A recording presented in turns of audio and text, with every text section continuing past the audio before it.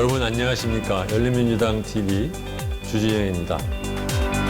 그동안 저희 당에서는 검찰개혁 못지않게 언론개혁에 대해서도 많은 관심을 보이고 있었는데요. 저번 주에 최강욱 의원과 했던 얘기를 좀 더 이어서 이번에는 언론학자인 정준희 교수를 모시고 언론개혁에 관련된 얘기를 좀 더 나눠볼까 합니다.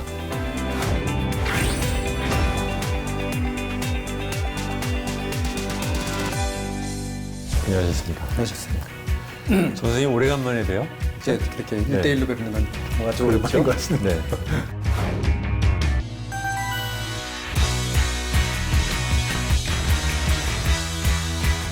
저널리즘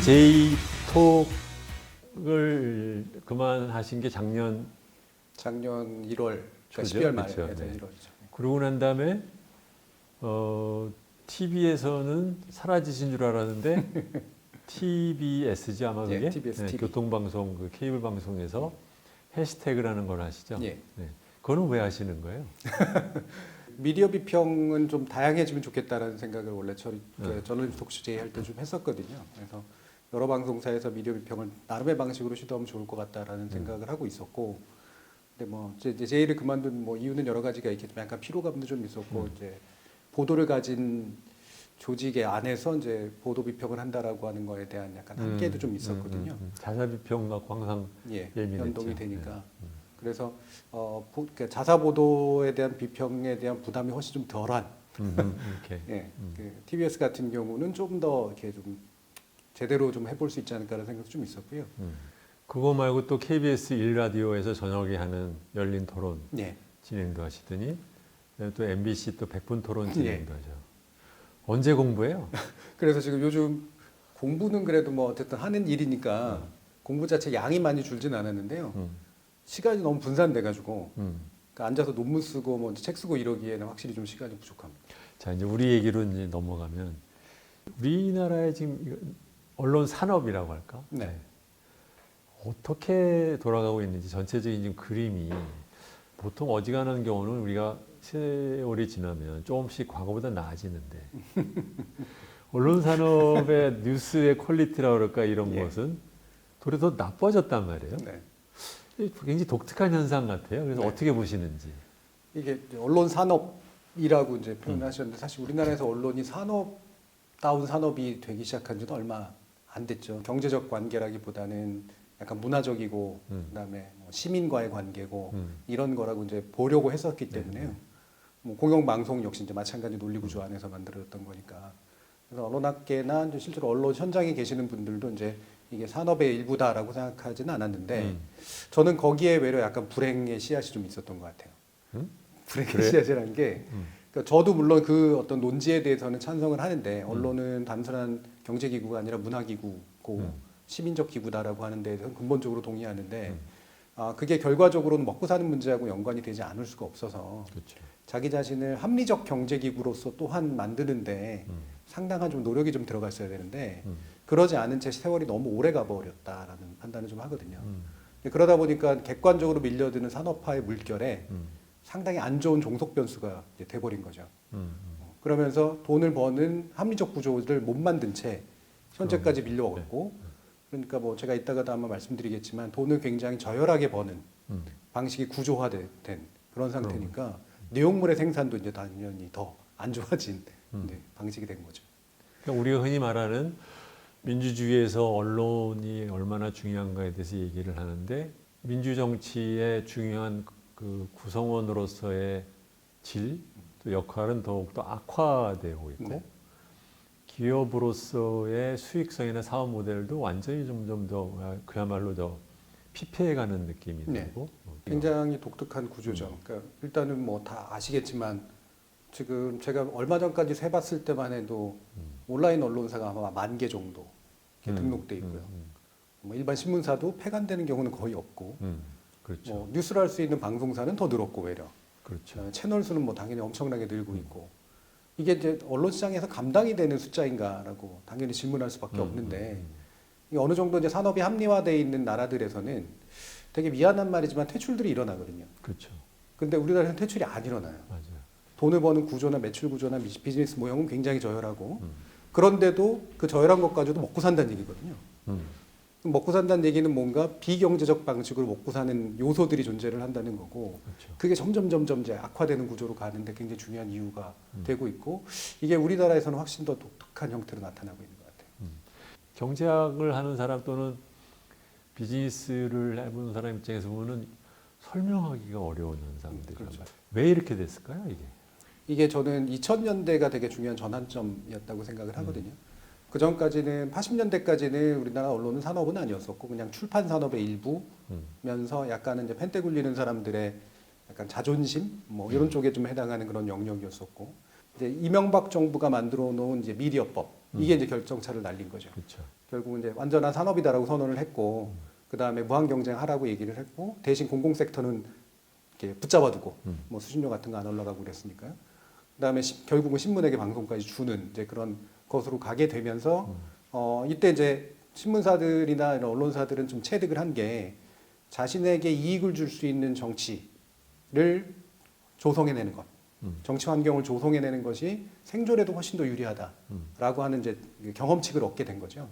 그러면서 단지 예전에는 그냥 약간 권력 비판이라든가 뭐 정보 비판이라든가 이런 것들 일종의 약간은 장식물, 그다음에 뭐 그쪽에 정말 진정한 사람들은 이제 진정한 신념 이런 식으로 약간 공존하는 경향이 있었는데, 제가 볼 때는 다른 것 다 떼고 나면 들어서는 정권이나 아니면 입법부가 나에게 유리한 산업 환경을 만들어 줄 것이냐 그렇지 않느냐의 문제로 판단을 하게 됐고, 그게 상당한 정치적 연대를 만들어내는 방식으로 갔다. 경제하는 사람 입장에서 볼 때 이상한 몇 가지 한번 찝어볼게요. 하나는 뭐냐면 정치는 좌우로 갈리기 마련인데 좌를 대표하는 메이저 언론사는 없고, TV는 방송 3사 공중파는 뭐 다른 나라도 그렇다 치는데 그 광고공사가 쥐고 앉아가지고 중간에서 가격 말하자면 컨트롤을 하고, 네. 다음에는 5천만 사는 나라에서 종편이 거기에 붙여서 3개 또는 5개가 들어가서 같이 돌아간다는 것 자체가 이게 유지가 불가능한 그렇죠. 구조를 만들어 놓고, 뭐 다 설명이 될지는 모르겠지만 일단 그 신문 산업 같은 경우에는, 방송을 안 가지고 있는 신문 산업 같은 경우에는 신기하게 그 구독률은 쭉 떨어졌는데 매출은 상당 부분 유지가 되거든요. 그렇죠. 예. 이 얘기는 구독으로 인한 매출이 아니라는 이제 소리인데, 그중에 60%를 차지하는 게 광고고 10% 15%를 차지하는 게 기타 이제 매출 같은 거고 이런 건데, 그것도 기타 매출도 사실은 협찬이라든가 눈에 보이지 않는 지원 이런 거로 이제 메꿔지는 거기 때문에 70% 이상이 기업이나 정부, 공공섹터 이런 데서 이제 온다는 얘기거든요.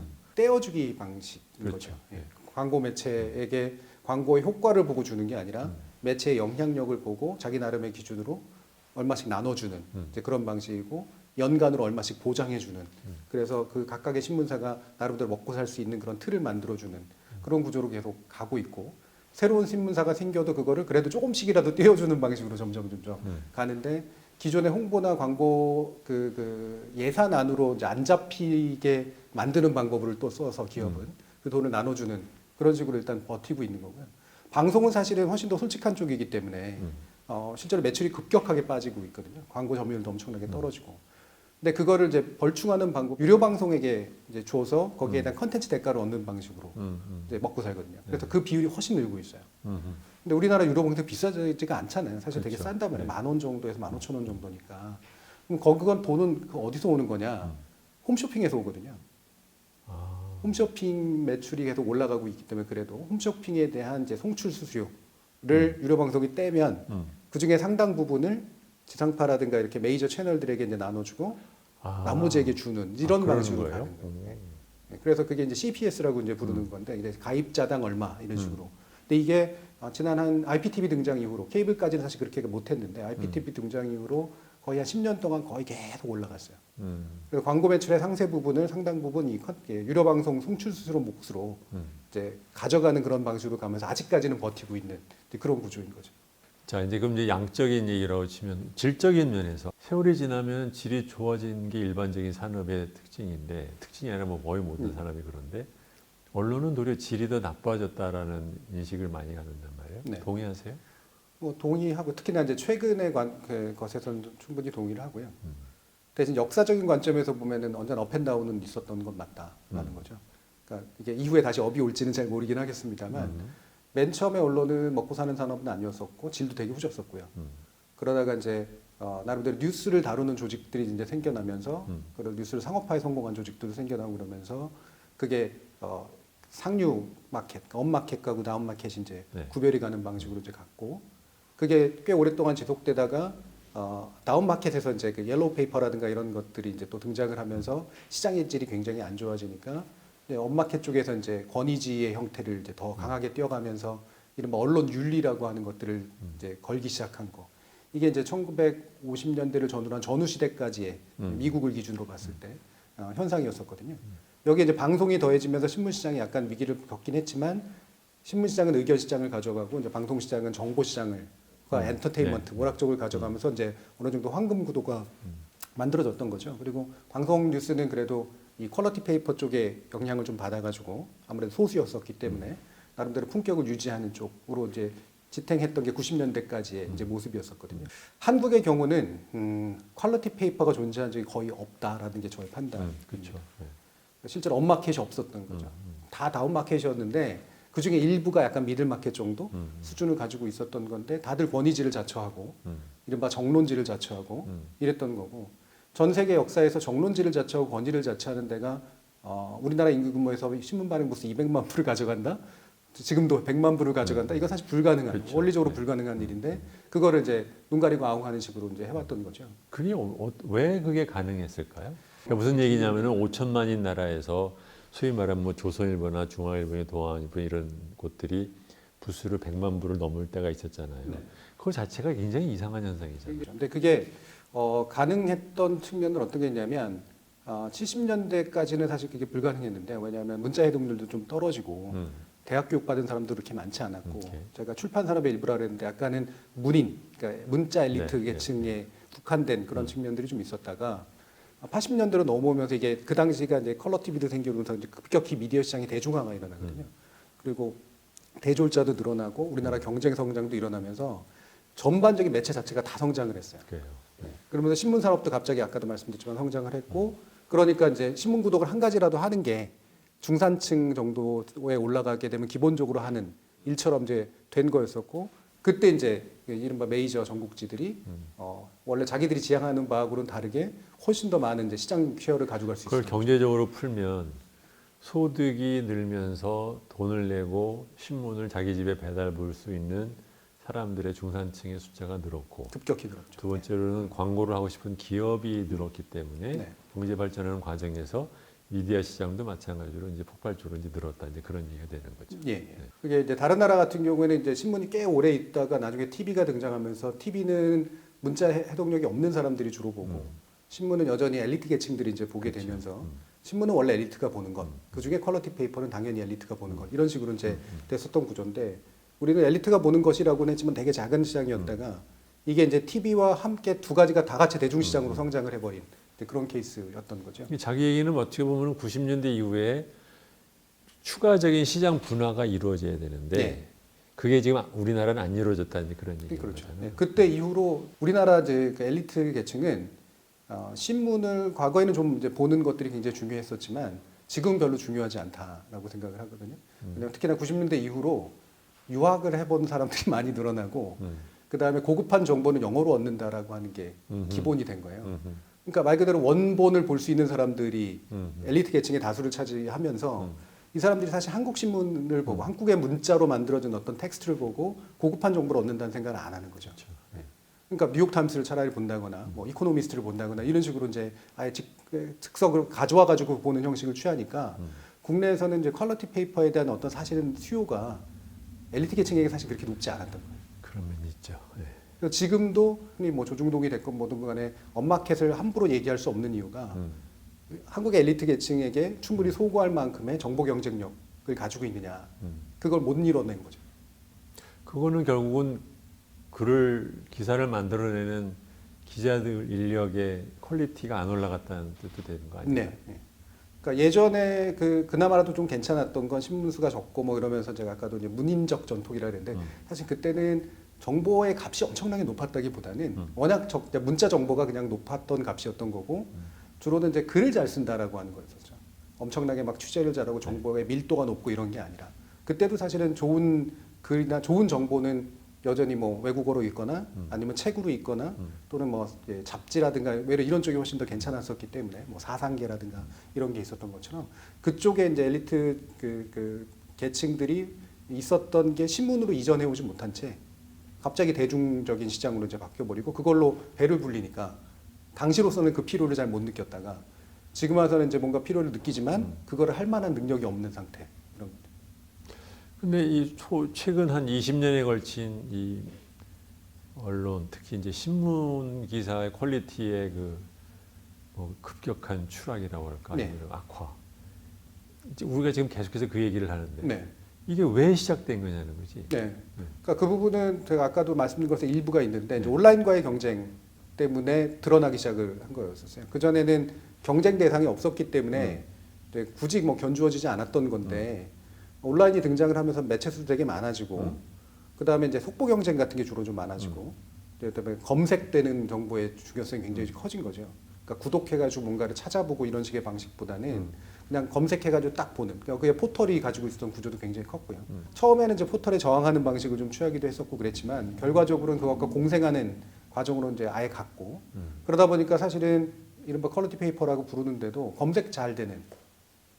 그래서 검색 잘 되고 파급 잘 되고 이러는 것의 메커니즘을 아예 바꿔버린 거예요. 근데 예전보다도 더 떨어지는 핵심적인 이유가 이런 검색에 잘 걸리기 위한 그런 키워드라든가 그다음에 대단히 논쟁적인 이슈라든가 그 자체는 실체는 별로 없음에도 불구하고 정치적인 쟁점이 되기가 되게 좋은 이슈라든가 이런 것들 위주로 이제 기사를 쓰는 게 상당히 굳어지게 된 거죠. 지금. 적어도 전적인 이유는 아닐지 모르지만 포탈에 지나치게 종속되면서 그 포탈이 갖고 있는 때문에 역기능이라고 할까 이제 그런 것이 말하자면 이제 그 선정주의적인 보도 쪽으로 더 가게 하는 경향이 크잖아요. 예. 그것이 큰 영향을 나는 준 것 같아요. 예, 그걸 아니면 설명하기 어려운 현상이 분명히 있는 것 같거든. 왜 신문사들이 자기들이 모여서 야 이거 네이버나 다음에다가 이렇게 포탈한테 뉴스 주면 우리가 다 망한다. 우리 좀 다른 방식으로 하자라는 거를 왜 자기들끼리 그걸 못 만들어낼까? 사실은 몇 번 시도가 있었습니다. 그래요? 처음에는 그냥 뉴스를 공짜로 줬었고요. 뭔지 몰랐으니까. 그러다 위기감을 느끼면서 2000년대 중반쯤에 되면서 이제 아예 빼거든요. 근데 뺐더니 망한 거죠. 검색이 안 되고 노출이 안 되고 이제 그러니까 그래서 안 되겠다 해서 다시 집어 넣으면서 대신 이제 뉴스 공급 계약 같은 형태를 맺어서 이제는 그래도 돈을 좀 받자라는 그런 형태로 갔고 그러면서 이제 약간은 이제 그 포털을 약간 악마로 만들면서 그 포털의 문제가 굉장히 심하니까 검색 기준이라든가 알고리즘이라든가 이런 것들에 대해서 외부 위원회 같은 걸 만들어 가지고 좀 정화를 좀 해보자. 근데 그렇게 한 건데 그게 결과적으로 어떻게 됐냐면 포털 안에서 입점돼 있는 언론사의 수를 독점권을 약간은 주게 되는 경향이 좀 생겨버렸고요. 한 70개 언론사 이렇게 되는데 그 중에서도 특히 이제 기존의 조중동이라고 불리는 이제 상위 매체들이 그 안에서 이제는 더 많이 검색되고 더 많이 노출되는 자기들의 입장에서 좋은 현상이 이제 나타나게 된 거죠. 그리고 또 이제 뉴스 공급 계약이 어떻게 바뀌냐면 이제 광고비를 쉐어하는 형식으로 이제 바뀌었거든요. 처음에는 그냥 뉴스 공급 계약을 얼마 주기로 하고 뭐 1년 단위 얼마 뭐 이런 식이었다가 이제는 더 많이 검색되고 더 많이 이제 되면 네이버 기사를 검색해서 우리는 읽을 때 그 옆에 뜨는 광고에 그렇죠. 대해서도 돈을 받는구나. 예. 네. 그래서 네이버는 비싸게 돈을 광고를 수주를 해서 여러 개를 안 하잖아요. 신문사들보다는 훨씬 더 광고 수주력이 좋으니까.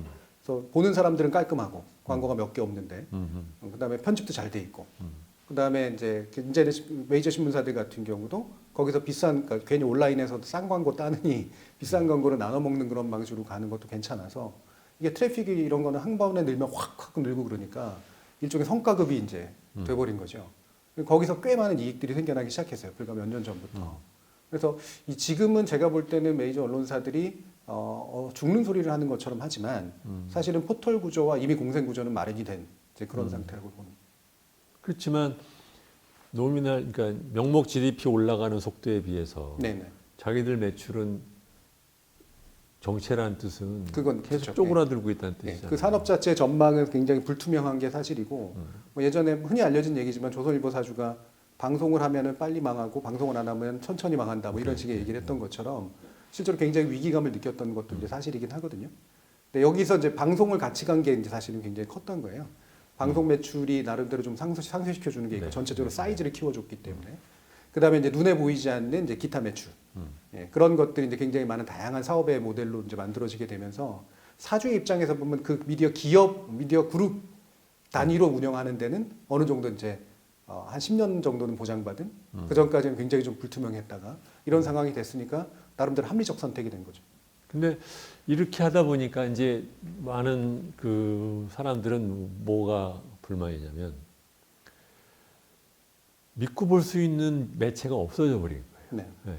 그러니까 예를 들면 뭐 나 같은 경우라 그러면 우선 다른 사람들이 예를 들어 페이스북 같은 데서 링크를 걸었어도 이게 조선일보 기사면 그냥 제끼고 안 봐. 네. 왜냐하면 그 기사에 무슨 거짓말을 어디다 숨겨놨는지를 읽으면서 내가 네. 이렇게 빼가면서 봐야 되잖아요.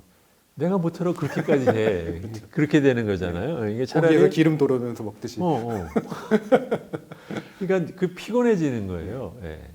그래서 아예 안 보게 되는 경향을 갖게 되고 그렇다고 그러면은 무슨 뭐 한겨레나 경향을 보면 그렇다고 대단하게 기사의 퀄리티가 높으냐면 그야말로 그 기초 뼈다구 해당되는 정도만 있지 깊이 있는 보도는 또 없고 네. 그럼 결과적으로는 사람이 이 정보의 홍수라고 하는데 그 정보 홍수 안에서 나를 위해서 미디에이트를 해줄 수 있는 미디엄은 결과적으로 없어져 버린 경우가 돼버려서 네. 그러니까 굉장히 피곤한 거죠. 그 소비자나 독자들에게 너무나 많은 부담을 안긴 상태가 된 거죠. 예. 원래의 매체 기능이 사라지고. 그런 거죠. 미국의 교육층은 원하면 그냥 뉴욕타임스에서 뭐라고 했는지 워싱턴 포스트에서 뭐라고 했는지 그냥 보면 돼. 네. 한국은 그게 불가능해. 불가능하죠. 네. 영국만 하더라도 기본 신문 몇 개 보면 되는데 그렇죠. 한국은 일일이 다 찾아봐야 돼. 네. 네. 그리고 심지어는 거짓말한 기사를 얘네도 벗기고 쟤도 벗기고 계속 다 벗겨놨어. 이게 지금 뭐야 이게. 예. 굉장히 불행한 일이 지금 만들어졌는데 그 말씀 주신 그런 뭐 뉴욕타임스라든가 워싱턴 포스트라든가 뭐 다들 뭐 유력한 이제 신문들이고 그래도 지난 한 10년이라고 부르는 그런 세월 동안 얘네들은 혁신을 했거든요. 예. 그러니까 퀄리티 페이퍼도 나름의 방식으로 혁신을 했고 그렇죠. 아무리 영어의 덕이고 뭐 돈의 덕이고 하더라도 새로운 모형도 만들어냈고 새롭게 돈을 버는 방식도 만들어냈고 그다음에 그때 또 새로운 종류의 매체도 탄생을 했어요. 그러니까 엑시오스라든가 그렇죠. 뭐 프로publi카라든가 이런 식의 이런 온라인에 굉장히 잘 적응된 것도 탄생을 했고 탐사보도 위주로. 예, 탐사보도도 이제 나름의 영역을 개척해 나가기 시작을 했고 그러면서 굉장히 많이 죽어나가고 망하고 사실은 뼈를 깎는 고통도 겪으면서 일부에 새로 등장한 것과 전통 매체의 혁신이라고 하는 것들이 그래도 이제 10년 정도 지나니까 눈에 보이기 시작을 한 거잖아요. 우리는 그 시기를 완전히 생으로 놓친 거죠. 그러니까 퀄리티 페이퍼라고 스스로 자처하는 자들도 진정한 이제 정보 판매자나 정보 생산자로서의 위치를 만들 수 있는 기회를 완전히 놓친 거고. 그다음에 그렇다고 해서 새로 등장한 디지털 매체가 뭐 눈에 띄게 있느냐.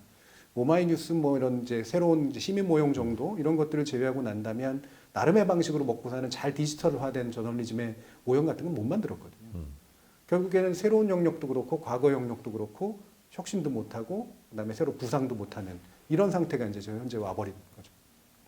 혼란, 혼돈의 지금 시절인 것 같아요. 네. 그러니까 저는 우리나라 언론인들에게 제가 이제 이런 얘기를 하면 흔히 뭐 뒤에서 이제 욕하면 이제 뭐 현장도 모르는 언론학자가 이상적인 얘기는 한다라는 건데 제가 뭐 기자는 안 해봤어도 적어도 사례 연구는 엄청나게 많이 해봤기 때문에 당신들이 말하는 사례, 한국 사례라는 게 왜 이렇게 이례적이다라고 하는 것에 대해서는 충분히 얘기할 것 같고. 근데 우리 상황이 지금 굉장히 이례적인 상황이라는 거를 인지는 해요? 또는 인정은 해요? 사람들이? 잘 모르는 것 같아요. 제가 볼 때. 예. 그리고 심지어 과거하고도 다르다라는 것조차도 잘 모르는 것 같고요. 제가 제일 실망하는 부분은 적어도 정보 경쟁력이 있느냐라는 부분에 대해서 없는 걸 모르는 것 같아요.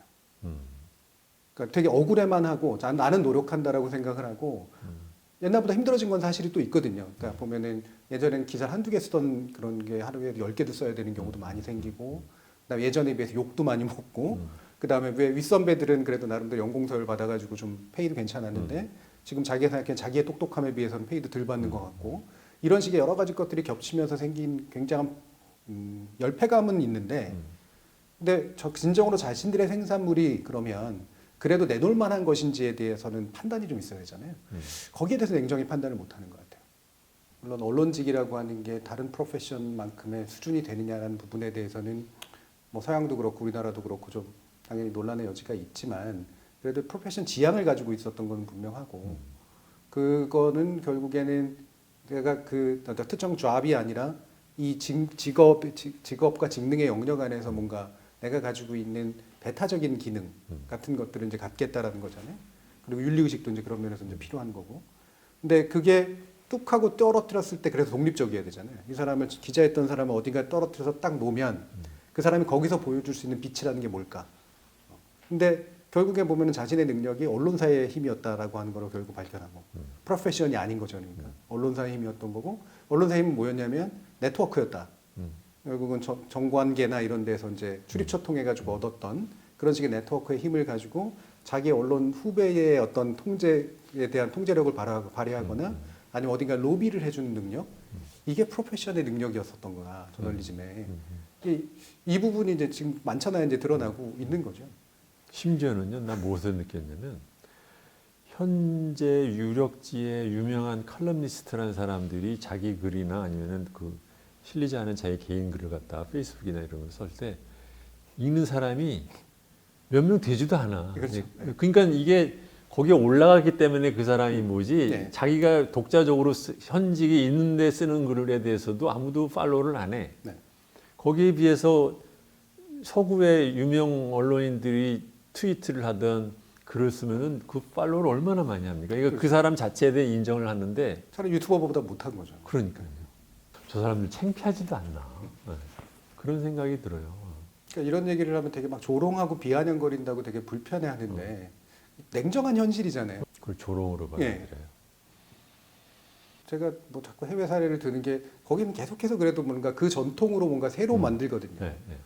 그러니까 뭐 이를테면은 과학 저널리스트다. 그럼 이 사람들이 쓴 책의 수준이라고 하는 게 대단하죠. 사실은 공부 안 한 생물학자나 뭐 이런 과학자보다도 훨씬 더 나은 그렇죠. 것들 많이 보잖아요. 물론 그 형식이라는 게 학문적 엄밀성의 형식을 취하진 않고 그렇죠. 있긴 있지만 인사이트라든가 자료의 수준이라든가 이런 것들을 보면 근데 그게 거의 순전히 사실의 과학 저널리즘을 쭉 해온 결과물이 너무나 자연스럽게 드러나는 건데 우리나라에서 과학 저널리스트라고 부르는 사람이 누가 있나? 그다음에 뭐 심지어 뭐 맨날 무슨 전문 기자라고 이제 제도를 막 도입해 놨는데 기껏해야 다른 자격증 가지고 있던 사람 기자로 앉혀놓은 것일 뿐이지 변호사를 기자로 앉혀놓고 의사를 기자로 앉혀놨지 자기 저널리즘의 결과로 의학 저널리즘을 새로 하고 뭐 기상 저널리즘을 새로 한 사람들이 거의 등장하지 않는 거예요.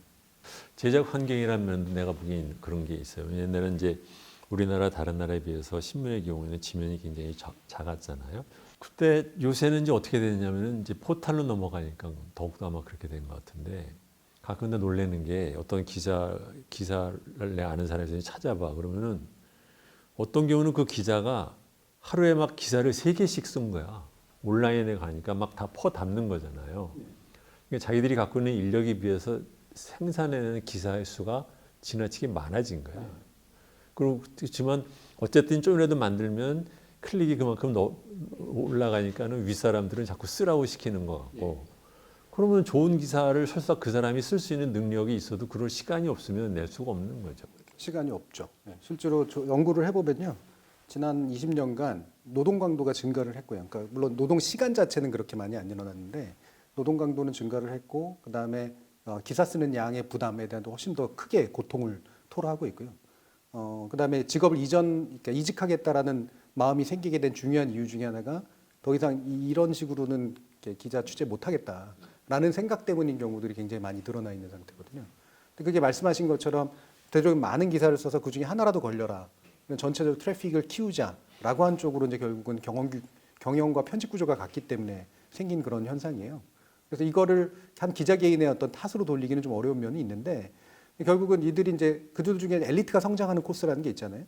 사회부 갔다가 경제부 갔다가 정치부 갔다가 보통 이제 이런 코스인데 그 중에 뭐 여당 출입하고 야당 출입하고 청와대까지 출입하고 이왕이면 특파원까지 한번 갔다 오면 그다음에 부장 되고 그다음에 국장 되고 이제 이 구조란 말이에요.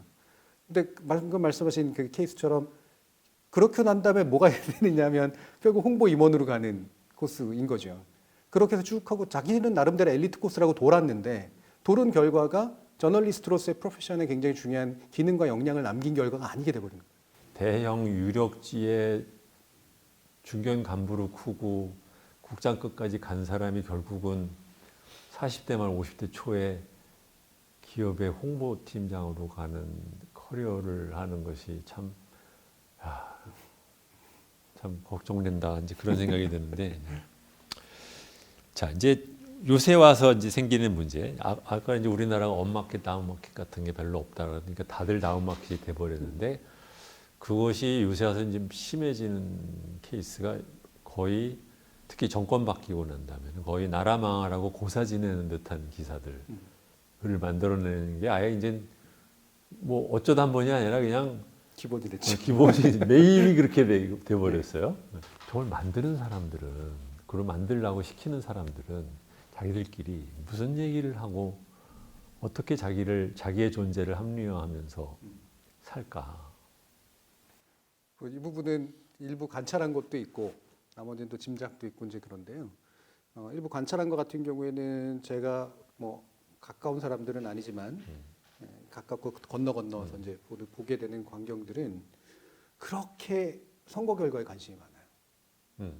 그러니까 대선은 말할 것도 없고 매번의 선거 결과에 굉장히 관심이 많고 그 선거가 그들의 생존에 굉장히 직결된다라고 하는 인식이 굉장히 강하고 그다음에 그 선거에 개입해야 된다는 인식이 굉장히 강해요. 선거를 관찰하는 게 아니라 선거를 개입해서 판을 만들어야 된다는 생각이 굉장히 강한 거죠. 왜 그래요? 이명박 박근혜 정부 때 좀 뭐 얻어 먹은 게 요새는 없어졌어? 뭐예요? 상당히 없어진 면들이 좀 있죠. 그래요? 네. 그러니까 그때는 확실하게 보장을 해준 거니까 어쨌든 떡고물도 줬고 법도 바꿔줬고 인적으로도 진출시켜줬고 근데 이게 쭉쭉쭉 막힌 거잖아요. 이를테면 기관장 되기도 어렵고 그다음에 그렇죠. 국회의원이나 이런 거 되기도 되게 어렵고 청와대 가기도 어렵고 눈에 안 보이는 온갖 한직들이 있었는데 사실은 그 한직들로 진출할 수 있는 루트 같은 게 다 차단이 돼 있는. 잠깐 여기서 나는 그것도 굉장히 이상한 거 뭐냐면 그래도 자기가 언론인이면 솔직히 언론인 사람이 정치를 가고 뭐 여기저기 기관장 가는 거를 창피해야 하는 건 아니야. 근데 우리나라 언론인들은 다들 자기들이 그걸 하고 싶어 해. 해야 한다고 생각해요. 그 보수 정권에는 그나마 그런 거라도 있었는데 출구 또는 고물이라고 말하는 것이 있었는데 이게 민주당 정권이 지속되면 그거가 없어지겠다라는 생각을 한다는 거잖아요 지금. 일단은 이제 뭐 인적 연계가 일단 차단이 되는 거니까요. 그러면 이제 반대로 그러면 이른바 현재 정부하고 좀 더 이념적으로 비슷하거나 그런 언론. 아니 그러니까 그러면 이쪽으로 가서 붙으면 되잖아. 그거는 어려운가? 어느 나라든 간에 이제 이 오포지션 파티가 이 내적으로 좀 약하면 그거하고 이념적으로 비슷한 성향에 있는 언론이 훨씬 더 길길이 뛰는 그런 방식들이 좀 있어요. 그래서 여기서 당을 끌고 가는 그런 방식들. 이게 대처 정부 이후에 블레어 정부로 넘어가는 그런 과정에서 흔히 또 영국 보수 계열에서 나타났던 그런 현상이기도 한데요. 그래서 거의 막 정당처럼 행동하는 그런 모습들이 나오거든요. 저는 한국의 지금 문재인 정부 하에서의 이른바 정부 비판적 언론들의 모습은 정확히 그거 이상의 것이다라고 생각을 하고 예전에 노무현 정부 때도 그와 유사한 현상들이 이미 일찍이 나타나기 시작을 했었던 것 같아요. 그거는 만약에 그건 논리적인 귀결로 치면 그러면 민주당 정권이 좀 고무를 좀 던져주면 그러면 조금 순치가 될 수 있는 가능성도 있다는 얘기가 되나? 그러니까 그 부분은 뭐라고 참 얘기하고 어려운 게 사실 예전 노무현 정부에서 살짝 그런 기색이 없진 않았었죠. 그러니까 이를테면 중앙일보에 대해서는 살짝 다른 스탠스를 취했던 것도 좀 있었고요. 그거는 이제 삼성과의 관계도 좀 있었고 사실 내심 물론 제가 조심스러운 이유가 그게 뭐 대통령의 뜻이라거나 뭐 이런 식의 얘기까지 하는 건 아니니까 근데 내심 그래도 뭔가 이게 적어도 보수주 중에서는 중도적이거나 중도 합리적인 그런 데들에 대해서는 좀 더 마음을 열고 뭔가 좀 해볼 필요가 있지 않을까라고 하는 게 뭐 정권 핵심에게는 분명히 생각이 없지 않았을 것 같거든요. 그리고 모습으로도 나타났고 근데 그게 구체적인 어떤 떡고물을 주는 방식이 아니냐는 떠나가지고 어느 정부든 간에 특히나 언론에서 포위되어 있는 정부는 당연히 자기가 자원이 있기 때문에 그런 방식을 고민하지 않을 수 없다라고 이제 생각은 하는데 실제로 그게 효과적이거나 성과가 있을 거냐 하면 저는 그렇지는 않다고 봐요. 역사적으로도 실패를 했고 많은 경우에 실제로 나눠줄 자원이 양에 비해서 그거를 기대하는 자들의 수가 너무나 많고 그거는 한 개, 두 개의 자리를 나눠준 게 아니라 사실은 굉장히 많은 자원을 투여할 정도의 어떤 입법적이거나 정책적인 그런 대응이 아니면 실제로 그들을 돌려 세우기는 아마도 그 방식으로도 어려울 거다라고 생각하죠. 우리나라는 그러고 보면 기존의 그 군사 정권과 재벌에 결탁해서 있던 언론계의 그 인력 구조가 정권이 민주당 쪽으로 바뀌었을 때 갑자기 얼굴 싹 변하고 넘어가기에는 본인들도 겸연쩍고 굉장히 색깔이 너무나 다르니까 네. 사실. 그리고 이제 인적 정권이 계열도 다르고. 이쪽으로 다시 오면은 그게 자기들의 누리가 살 길이라고 생각할 수 있는 면도 있고 네. 그런 거라는 거잖아요 네. 지금요. 그렇기도 하고 저는 약간의 카르텔인데요. 그러니까 일종의 이제 지배 카르텔인데 한국 사회를 그래도 50년에서 100년 가까이 쭉 이끌어왔던 카르텔이 있잖아요. 이게 내부 구성원은 조금씩 네, 바뀌긴 했지만 언론은 언제나 이 일부가 되기를 되게 바래왔던 존재거든요. 예전에는 언제나 하위 파트너였었기 때문에. 그렇죠. 근데 꽤 일부가 됐었고 80년대 이후로는 특히나. 그다음에 그 그룹에서 보면 흔히 말하는 이제 의사 그룹이라든가 법조 그룹이라든가 이런 또는 대학 교수급이라든가 이렇게 나름대로 문화 자본을 가지고 있는 쪽, 그다음에 경제 자본을 가지고 있는 쪽, 그다음에 정치 권력을 가지고 있는 쪽 사이에서의 직접적이거나 간접적인 연관관계라는 건 굉장히 튼튼해서 이거를 배신한 채 이제 전혀 새로운 계열에 투신한다라고 하는 거는 상당히 어려운 일이고요. 그게 결과로 또 뒤집어 보면 뭐냐면 현재 민주당 정권이나 이런 데들의 네트워크는 저는 굉장히 약하다고 보거든요. 여전히. 그렇죠. 인적으로도 굉장히 맞아요. 약하고 네. 굳이 이념적으로 보수가 아니라고 하더라도 좀 더 지배적 계층이나 엘리트 계층도 뚫고 들어갈 수 있는 힘이 아직도 굉장히 약하다고 생각해요. 현재 보면 의사 집단이 보여주고 있는 모습들이라든가 전체적으로 교수 집단이 보여주고 있는 모습들도 저는 그거하고 되게 비슷하다고 보거든요. 여러분들은 제가 이제 저 사람들 뭐 언론 개혁한다 앉아가지고서는 이상한 구름 잡는 얘기를 한다라고 얘기를 생각을 하실 수 있는데 왜 이제 정준희 교수님한테 이런 얘기를 하냐면 이 우리나라에 말하자면 이렇게 그 언론의 이상한 그 작태 같은 것은 현상적으로 보면은 굉장히 분노할 만한 현상이지만 저게 왜 그렇게 될까? 그리고 저게 왜 유지가 될까? 저 사람들은 무슨 생각을 할까를 생각해 보면 이게 참 설명하기 되게 어려운 게 있어요. 그래서 자꾸 이제 오신 김에 이제 그 얘기를 자꾸 물어보는 건데 그게 언론에 이렇게 벌어지는 이 현상 뒤에는 한국 사회의 정치, 사회, 문화적인 저류의 어떤 움직임이 언론에서도 이렇게 반영이 드러나는 게 아닌 거냐. 그 생각을 하는데 저는 이제 이쪽 분야를 깊이 아는 사람은 아니니까 자꾸 궁금한 게 저 사람들은 지금 무슨 생각을 하길래 저러고 있을까? 예? 언제까지 네. 저러고 있으려고 저럴까? 네. 그 생각 계속해서 네. 하는 거예요.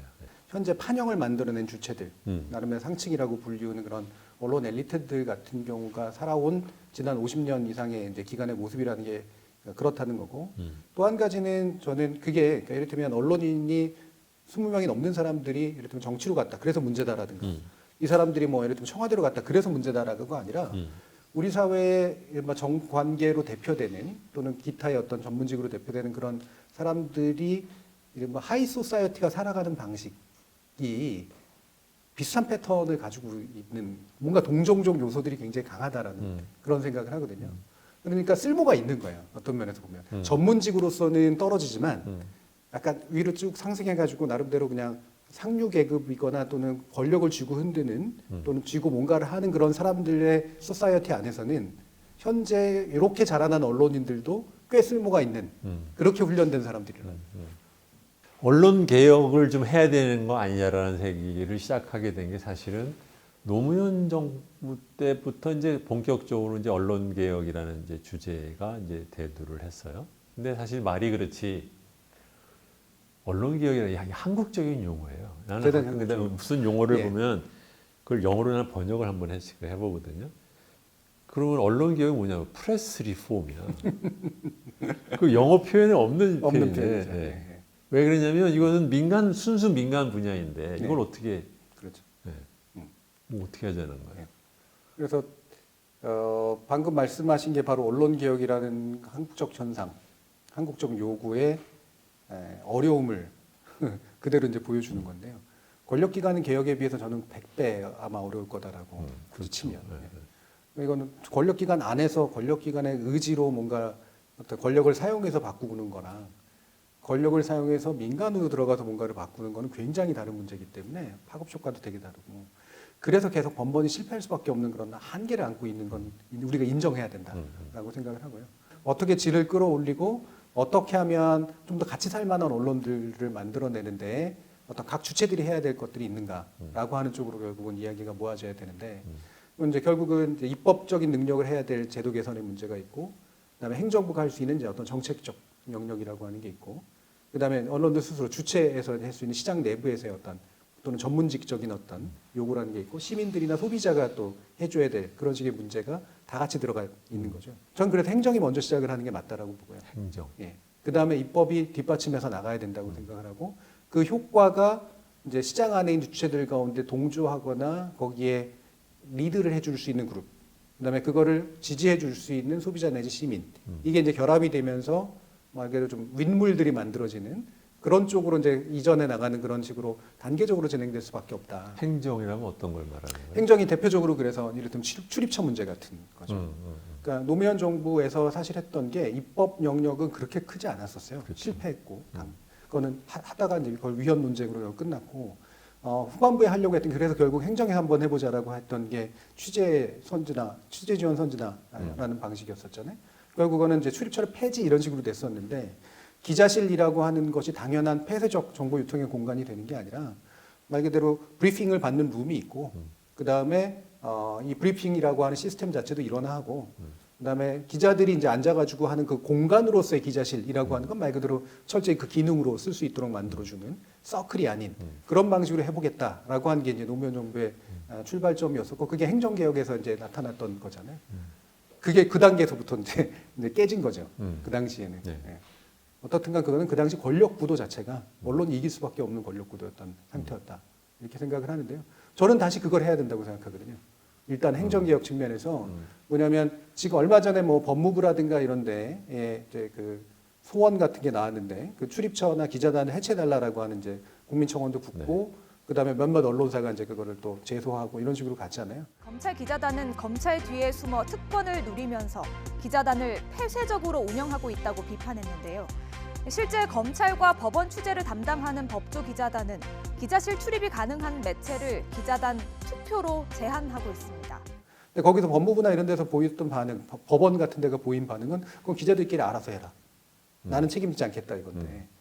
사실은 이제 그거는 겉으로 보기에는 기자들의 자율에 맡기고 시장의 자율에 맡기는 방식인 것 같지만 그건 행정이 해야 될 일을 안 한 거라고 저는 생각해요. 그건 행정이 해야 되는 거거든요. 행정이 해서 말 그대로 공보 원칙 세우고 공보 방식 새로 만들고 그다음에 특정 기자 집단에게만 폐쇄적으로 뿌리지 않겠다라고 하는 거 선언하고 대신 충분한 정보 제공을 하겠다. 우리는 폐쇄적이지 않다라고 하는 것들을 전면적으로 딱 행정 단위에서 그리고 공공기관 단위로까지 개혁하는 단계는 일단 필요하다. 그건 다시 한번 해야 된다라고 생각을 하고 그게 예전에 비해서는 언론의 저항은 세긴 세겠지만 시민적 지지는 훨씬 더 많을 거다라고 이제 보거든요. 그리고 더 나아가서는 예를 들면 정부가 지금 사실 구독률 같은 거 유지해주고 이런 것들의 대부분은 정부가 구독해주고 맞아요. 공공기관이 구독해주고 보조금 주고 지원금 줘서 된 거란 말이에요. 이렇게 정부가 언론한테 이런 식의 그 일종의 뒷돈을 네. 이렇게 예산을 만들어서 다른 나라들도 이런 걸 해요? 그게 의외로 많습니다. 그래요? 예, 의외로 그러니까 그 잘 모르시는 분들이 많은데 전 세계에는 거의 모든 언론이 어떤 식으로든 보조금을 받아요. 미국 같은 경우가 그나마 제일 안 받는 편인데 거기는 굉장히 시장 모형이니까 그리고 그게 언론 자유에 직결된다고 생각하니까 언론 스스로가 안 받는데 뭐 예를 들면 우편 요금 감면이라든가 예전에도 뭐 세금의 문제라든가 이런 식으로 해서 간접적인 지원들은 사실 있긴 있었어요.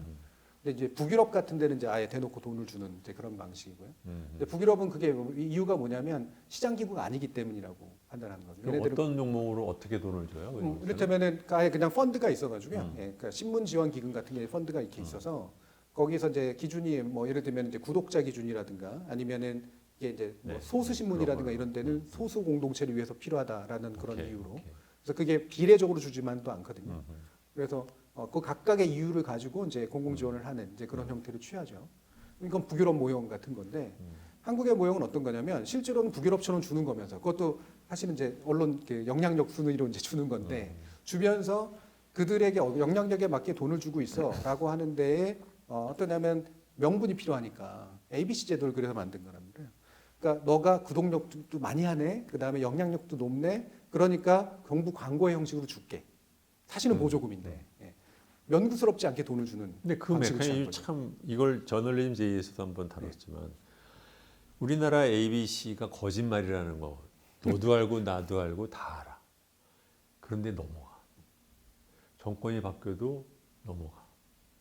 요번에 어쩌면 뭐 어떻게 드러났다지만 사실은 다 아는 얘기잖아요. 저걸 왜 정부 행정에 해당되는 분야에서 야 이거는 저 돈 나가는 건데 제대로 합시다라 그거 하나를 못 하느냐는 거죠. 네. 그 ABC가 제대로 시행돼 가지고 결국은 그걸 기준으로 정보 광고를 주기 시작한 게 사실 이명박 정부 시절부터입니다. 네. 언론진흥재단이 만들어 거기서 정보 광고를 대행하고 기존의 국정홍보처라든가 뭐 이런 식의 것들을 다 통합해서 정보 광고 형식으로 떼주는데 그 기준이 되는 어떤 ABC라고 하는 게 같이 맞물려 들어간 게 그 시점이에요. 물론 준비는 이제 노무현 정부부터 시작이 되긴 했었지만, 그러니까 그게 말 그대로 명분인 거죠. 그러니까 그냥 기업처럼 주면 안 되니까 말 그대로 그래도 객관적인 명분이라도 가져와라, 만들어 보자 해가지고 한 게 이제 ABC 협회가 되는 거고. 그 전까지는 개선의 의지가 없었던 거예요. 굳이 어차피 줄 돈, 그냥 뭐 이게 믿건 안 믿건 간에 이 수치는 어쨌든 나오니까 이걸로 면피는 되잖아. 그러면서 줬던 거죠. 이제 어떻게 보면 현재 문재인 정부의 핵심 인사들이 다들 노무현 정권에서 있었던 사람이다 보니까 노무현 정권에서 뭐를 하면서 실패했던 거를 통해서 무엇을 배웠냐면 재선에 도움 안 되는 거는 건드리지 말자가 되면서 국정의 거의 모든 분야에서 지금 한 4년이 됐는데 문재인 정부가 오고 난 다음에 뭐 하나 크게 개혁된 게 하나도 없다라는 사람들의 생각이 점점 퍼지는 것 같단 말이죠. 네. 이 언론도 마찬가지잖아요. 네. 언론 개혁이라는 문제를 이 노무현 정권 시절에도 엄청나게 많은 사람들이 얘기를 했지만 지금 정부 들어서 아무것도 안 하잖아요. 그렇죠? 네. 어. 지금 방식은 일단 위에서 이렇게 잡고 있는 또는 방통이라든가 문화부에서 잡고 있는 핵심적인 안들이 서로 교통되면서 안으로 만들어진 적이 없었다라는 거. 내부적으로는 뭔가는 가지고 있지만 그게 일단 제일 크고, 그다음에 두 번째로는 사실은 관료들이에요. 뭐 기재부에 대해서 너무나 잘 아시겠지만 문체부라든가 방통위 관료들이 실제로 미디어 정책이나 언론 정책을 담당한다고 하지만 여기는 최대한 언론에게 안 밉보이는 게 목적인 대들이거든요. 기본적으로. 규제 당국인데 규제 당국이 피규제 대상으로 할 겁을 내는 거죠. 굉장히 겁먹죠. 예. 그러니까 그 언론과의 관계에서는 거의 모든 정부 부처의 관료들은 거의 비슷할 거다라고 생각을 하고요. 뭐 어떤 특정 부처나 이런 데서 돈을 만들어서 그거를 뭐 미디어 대행사한테 안겨주면 선호적인 기사를 써주는 그런 방식으로 말 그대로 세탁하는 그런 루트를 취하고 있다라든가. 이거는 뭐 현재 언론 정책이 없는 것뿐만이 아니라 하지 말아야 될 일을 하는 거잖아요. 그렇죠. 예. 근데 그런 일은 관료들은 한다는 거죠. 그다음에 장관도 사실은 그거를 하는데 일조하고 있고. 그렇기 때문에 전반적으로 정부 부처 자체가 조율이 확고하게 일어나야 되는 그런 부분인데 이제 그거를 해줄 만한 데가 청와대가 그걸 꽉 쥐고 그 부분에 있어서 확고한 방침을 가지고 밀고 나가지 못하는 그런 상태. 특히나 정권 후반기가 되니까 더더욱이나 관료들을 그런 식으로 이제 다스릴 수 없는 상태. 이렇게 된 게 저는 가장 큰 원인이었다고 생각해요. 그러니까 이제 국민들 입장에서는 세상 돌아가는 거, 나라 돌아가는 거를 결국은 언론을 통해서 알 수밖에 없는데 기사만 읽고 앉았으면 지금 나라가 막 난리가 나서 여기저기 불 났고 홍수 났고 막 정신이 없는 나라처럼 느껴져. 네. 사실 그런 거 아무것도 아닌데. 네. 이 스트레스만 빡빡 쌓이는 거죠, 사람들이. 그렇죠? 네. 게다가 이거 자체가 어떻게 보면 지금 정부에 대한 실망감으로까지 지금 바뀌는 것 같고, 그래서 이제 국회에서 이제 예를 들면 뭐 우리 당도 그렇고 민주당에서도 무슨 언론개혁 6법을 했는데 저도 처음에는 언론개혁 6법 얘기를 하길래 무슨 대단한 걸 하라고 그래. 내용을 보면 아무것도 없어. 예, 거의 비슷비슷한 거 모아놓은 거죠. 예.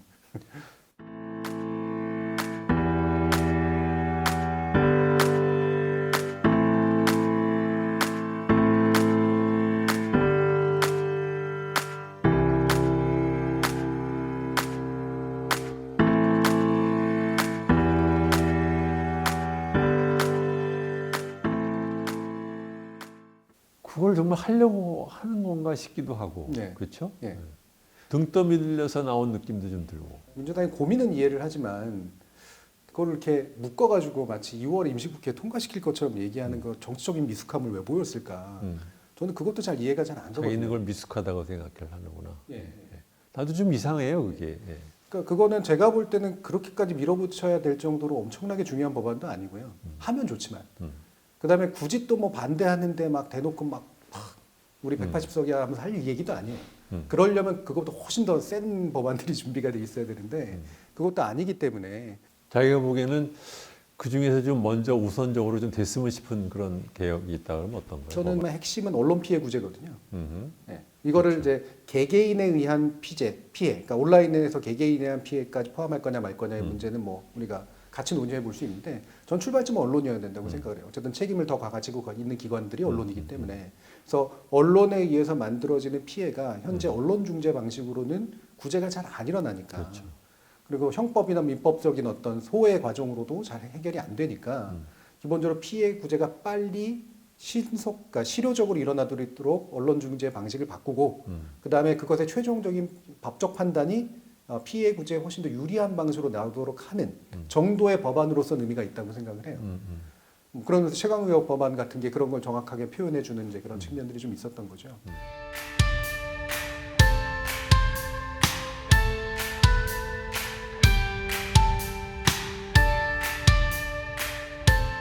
그래서 언론 피해 구제 법안이라고 만들어 놓고 오케이. 어떻게 하면 언론 피해 구제를 실효적이고 신속하게 할 것이냐. 라는 정도에만 초점을 맞춰도 현 단계에서는 해볼 만한 거다라고 생각을 하거든요. 시급성도 있으니까 그게 효과성도 어느 정도 좀 느끼게 만들어줄 수 있고요. 언론 피해 구제 또는에 관련된 국민들의 요구는 굉장히 높아요. 다른 일반적인 소셜 그러니까 사회적인 개혁에 대한 그 지지도 쳐놓고는 굉장히 높은 편인데 거기에 비해서 어떻게 보면 당연한 얘기지만 정치권 안에서의 그걸 좀 실행에 옮기려고 하는 의지는 상대적으로 훨씬 약해요. 네. 열린민주당 선거 공약에 나왔던 얘기 중에 하나가 이제 언론 중재. 저는 옛날부터 이 생각을 했거든요. 뭐냐면 아니 왜 언론 중재가 있어? 원래 서구에서 중재라는 것은 대개는 그 산업을 보호하기 위해서 만드는 거예요. 언론 중재도 저는 저게 지금 언론업자들이 자기들을 보호하기 위해서 만들어 놓은 왜 정부가 그걸 만들어 줬는지는 잘 모르겠지만 뭔가 군사 정권 시절에 언론과 군사 정권의 결탁으로 나온 제도가 민주화되고 난 다음에 지금 거의 25년이 지났는데도 여전히 거기에 대한 문제 제기를 안 하고 바꾸자는 얘기를 안 하는 이 현상 자체가 굉장히 이상했거든요. 네. 그래서 네. 언론 중재 제도를 좀 바꿔보자는 얘기를 좀 넣기는 했는데 어떻게 하는 게 좋다고 생각해요? 말씀처럼 정확하게 중재라는 명칭을 쓴 게 애초부터 잘못이었었어요. 특히나 영어로 arbitration이라는 개념은 지금 언론중재위원회가 하는 것의 본질적 속성하고는 사실은 좀 무관해서 말씀하신 것처럼 이해 당사자가 되게 명확해가지고 이들 사이에 그냥 타협점을 마련해 주는 거. 이거는 그나마라도 이렇게 서로 힘이 비등비등할 때 나오는 건데 언론 피해자와 언론과의 관계에서는 피해자의 힘이 굉장히 약한데도 불구하고 언제나 이 중간을 이렇게 타협하게 만들어주는 그런 방식을 그 중간적인데 언론 편이었다. 언론 편이 된 거죠. 결과도 그래서 말 그대로 산업보호나 언론 보호의 목적을 가지고 있는 거예요. 그런 거죠. 네. 그러니까 언론이 끊임없는 쓸데없는 송사에 휘말리지 않도록 도와준 거죠. 그러니까 나는 한국 언론의 무책임성은 유난하잖아요. 네. 어지간한 나라 쳐놓고도 우리나라만큼 무책임한 언론이 보기 드문데 그 이유 중에 하나가 언론 중재가 있다라고 생각을 하는 거예요. 뭐냐면 이게 그런 문제를 일으킬 무책임한 보도를 할 때마다 소송으로 가서 지네들이 고생을 해봤으면 저 사람들이 저걸 계속해서 할 수가 없거든. 네. 그렇죠. 그런데 그거를 이제 막 소송 남발 형식으로 이제 방어하고 있는 게 참 웃긴 건데 지금 언론 중재만 해도 굉장히 언론을 보호해주는 말 그대로 제도라서 거기에 불려나가는 것도 근데 굉장히 싫어하거든요. 거기에 불려나갈 이유가 충분하니까 불려나가는 그런 보도들임에도 불구하고 그리고 결과적으로는 대체로 언론에게 과히 나쁘지 않게 말 그대로 중재를 해주는 대부분이 판사나 변호사나 언론인 출신들이 들어가기 때문에 실제로 피해자의 관점을 가지고 있는 사람은 그 안에 거의 없어요. 없어요. 네. 그리고 학자들도 들어가도 솔직히 언론 학자들은 기본적으로는 언론 자유라는 대의에 굉장히 좀 충실하려고 하는 사람들이기 때문에 어지간하면 언론한테 뭔가 책임을 묻지는 좀 않으려고 하는 그런 식의 태도들이 있어요. 아무리 언론이 싫고 불편한다고 하더라도. 언론중재위원회는 늘 이제 자기 스스로를 독특한 전 세계적으로 유례를 찾아볼 수 없는 독특한 기관이고 상당한 피해 구제 성과를 남겼다라고 하는데 그건 모든 기관들이 자신의 존재감을 자랑하기 위해서 하는 말들하고 과히 다르지 않고요. 저는 그렇다면 언론중재위원회 자체를 엄청나게 욕하고 싶지는 않은데 왜냐하면 그래도 그런 나름대로 싸워온 어떤 흔히 말하는 짬밥이 있어서 거기에 전문성은 좀 누적된 결과들은 꽤 있어요. 그래서 거기서 어떤 것들이 그럼 주로는 문제시 되고 있는가라든가 이런 것들이 데이터는 많이 확보가 됐으니까. 근데 그거를 그러면 그대로 가는 것이 맞냐? 이를테면 언론중재위원회를 강화한다거나 언론중재위원회 체제에 플러스하는 것이 맞느냐? 저 개인적으로 그냥 폐지를 하고 싶어요. 간단하다. 그게. 예. 책임 회피하는 규제로 쓰여진다는 거예요. 지금 언론중재위원회가. 바깥의 외부의 비판에 직접 노출되지 않도록 만들어주는 게 민주주의이고 그게 굉장히 중요한 언론 자유의 보호인 것처럼 돼버린 거예요. 그러니까 어카운티빌리티가 책임성이라고 하는 게 자유와 함께 가지 못하는 현상이 여기서 이제 나온 거죠. 그리고 거기에다가 이제 중재위나 이런 것들이 바로 그걸 차단시켜주는 그런 시스템으로 실제로 작동을 하니까 이들이 피해를 입은 사람이나 독자나 이런 사람들에게 편집권적이나 내용적인 또 권한을 가지고 있던 사람이 대응을 하지 않아도 되는 그런 그게 시스템. 말 듣다 보니까요. 이게 검찰이랑 굉장히 비슷해요. 무슨 짓을 해놓고 비난이 이뤄도 이거는 수사 문제이기 때문에 얘기할 수 없다. 그러면 대답 안 해보면 그냥 덮어버려. 언론은 똑같아. 자기네들이 문제되는 기사를 써놓고 여기에 대해서 자기네들이 해명도 안 하고 설명도 안 하고 주장도 안 해. 그냥 깔고 멍게 그냥.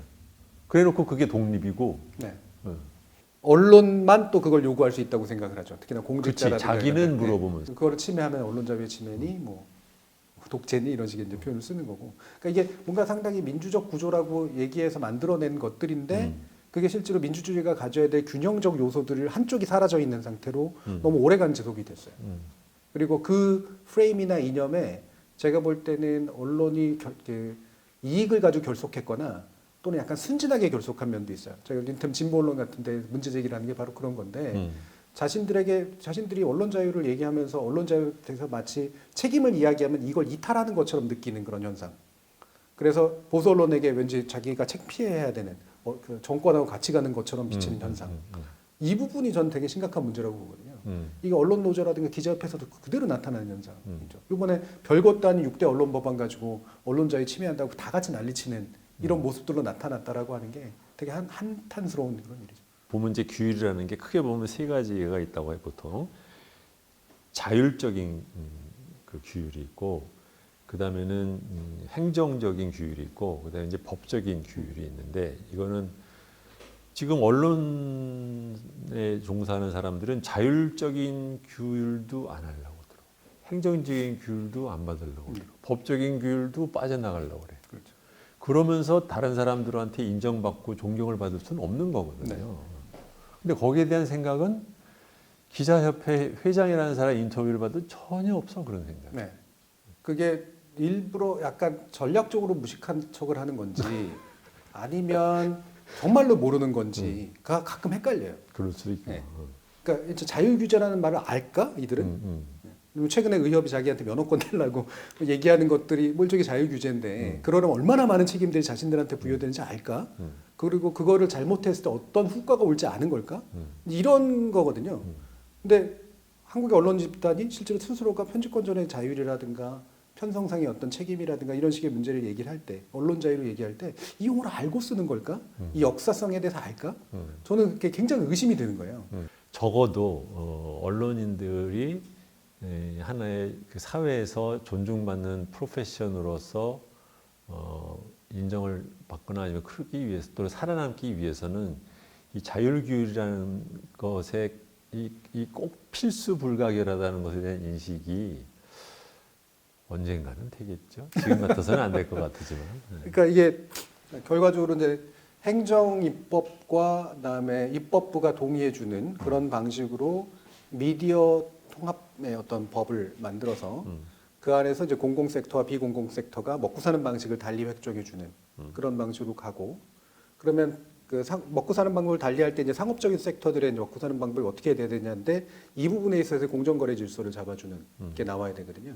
거기서 현재 하는 것처럼 이런 협찬 가지고 먹고 살고 뒷광고에서 먹고 살고 그다음에 기사형 광고 팔아가지고 먹고 살고 그다음에 이렇게 기업 등쳐가지고 먹고 살고 이러는 것들, 이런 거 제보나 내부자 고발 이런 거 받아가지고 만약에 그 사례 나오면 확고하게 이제 그 엄청난 벌과금 같은 걸 매기는 그런 방식으로 해가지고 적어도 그들의 내용은 마음에 안 들어도 그들이 그 잘못된 내용으로 먹고 살기 위해서 하는 뒷거래들 이런 것들은 사라지게 만드는 그런 식의 이제 구조. 그 옛날에 참 그 얘기하니까 그 저널리즘 제에서도 그 얘기했잖아요. 예. 광고성 기사. 그 원래는 옛날에는 벌칙이 있었는데 네. 슬그머니 이명박때 없어졌다는 네. 거. 그거 왜 다시 안 돌아가요? 그러니까 저는 그런 것도 사실은 그건 비교적 단순한 입법으로 그러니까 가능하거든요. 말이야. 예. 그건 다시 조항을 살리면 되는 거고. 그다음에 그러니까 신문- 나는 이제 그런 거예요. 그러니까 아까도 말했듯이 뭐 언론개혁6법 뭐 이런 식으로 막 파는데 내가 보기에는 아니 그런 거 하나부터 고치고 봐야지. 네. 실제적으로 그게 얼마나 큰 피해를 일으키는데 예. 왜 그거는 말을 안 해? 그러니까 그런 게 사실은 이념하고 상관없이 사실은 그게 겉으로 드러나면 다들 창피해하는 거거든요. 사실 언론도 창피하고 아마도 그걸 보는 독자들도 창피해할 네, 것들이잖아요. 거기에 대해서 사실 상당히 보편적인 동의들을 만들 수가 있기 때문에 지금 언론은 안 드러나기만 바랄 뿐이지 드러나는 순간 그게 개혁의 대상에서 배제되기는 굉장히 어려울 거라고 그렇죠. 생각을 하거든요.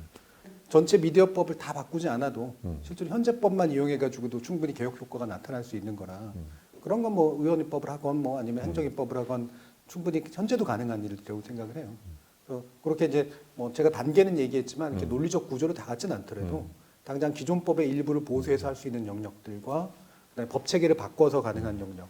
법 체계를 바꾸면 사실은 레귤레이터도 바뀌어야 되기 때문에 현재 문체부나 방통위로 산재되어 있는 이런 식의 레귤레이터도 상당 부분 통합해야 될 필요가 있고 그다음에 자유규제기관들이 만들어지면 그게 행정규제기관하고 어떻게 관계를 맺을 것이냐 이 부분 지금 방심위 같은 데서 나타나고 있는 이런 체제도 한번 정비해 줄 필요가 있는 거라서 그게 지금 최강욱 의원 안에는 이제 언론위원회라는 형식으로 제안이 됐는데 원중위를 언론위원회로 바꾸는 것만으로는 해결되지 않거든요. 그렇죠. 예. 또 언론위원회만 그냥 말 그대로 미디어위원회가 필요해서 그 안에서 저널리즘에 대한 규제를 어떻게 할 거냐라는 방식으로 이제 이거는 해결해야 되고 그거는 입법과 함께 법도 새로 만들고 그다음에 규제기관 새로 재편하고 정부기관 재편하는 과정까지 연결돼야 되는 거라 아마 신정부화나 아니면 그 이후 정부하고 연관이 되겠죠 만약에 한다면. 저는 이제 무슨 생각을 하냐면 이렇게 일을 하는 걸 이렇게 보고 있으면 이게 진짜 일을 하고 싶어서 하는 사람이 일을 하는 것과 으쌰으쌰 폼재지만 사실은 일하고 싶지 않은 사람이 하는 일의 모양이 있거든요. 지금 정권과 지금 더불어민주당에서 하는 언론개혁법이라는 걸 보면 저 사람들이 일을 지금 하고 싶어서 하는 개혁법안이 아니야. 약간은 발명하고 이렇게 폼재고 말하자면 이제 분풀이성이라는 거죠. 그러니까 훨씬 더 작지만 그 내실이 있는 개혁을 할 수 있는 룸들이 있는데 그거는 지금 건드리지 않고 있다는 걸 네. 보면 뭔가가 지금 이상한 거라는 거죠. 네. 그래서 이렇게 물론 항변을 하는데 지금 얼마 안 되는 거 가지고도 언론이 저렇게 난리를 치는데 어떻게 하느냐라고 항변은 하는데 그 싸울 거면은 제대로 싸우는 거고 만약에 싸워서 안 될 것 같으면 당장 끌어오지 말고 이게 좀 명확해야 되잖아요. 근데 지금은 어정쩡하게 엉덩이만 들썩거리는 그런 방식의 개혁 입법이라고 하는 것들을 하고 있는 거기 때문에 그게 제일 답답한 부분이고 그리고 저는 두려움도 있다고 보고요. 그렇죠.